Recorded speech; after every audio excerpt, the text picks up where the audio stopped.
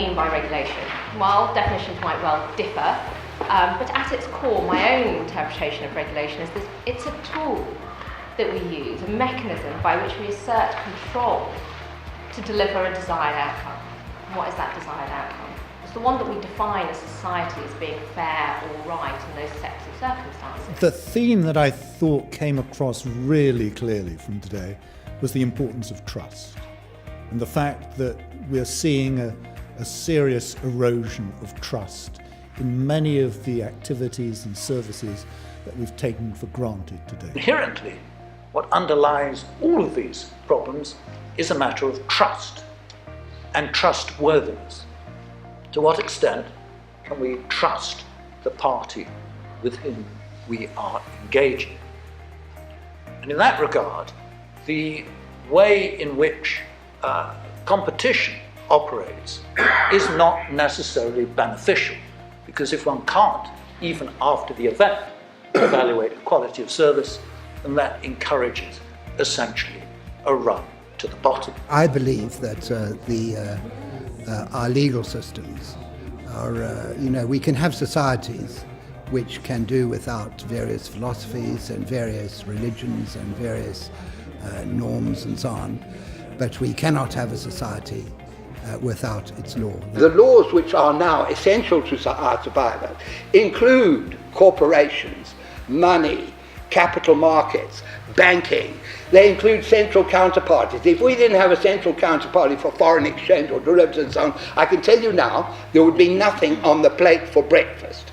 And all of those are saturated, drenched with some moral view, as Colin was pointing out. Now, when we move to regulation, that to me raises some really basic questions of a moral nature, which are not just utilitarian Benthamite convenience and achieving some sort of economical mechanical results. Regulation is, especially financial regulation, involves the appointment of an arm of government, somewhat distant, but still part of government, which makes the laws, so it makes its own rules.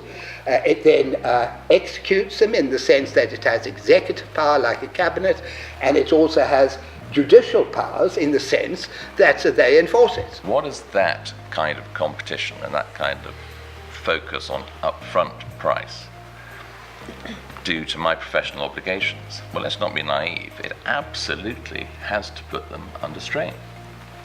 But then let's not even dance around. Of course it does. The fact that when I'm talking with a client right at the beginning about pricing is healthy and it's good. And taking the client along the pricing journey and cost journey with you is absolutely the right thing to do.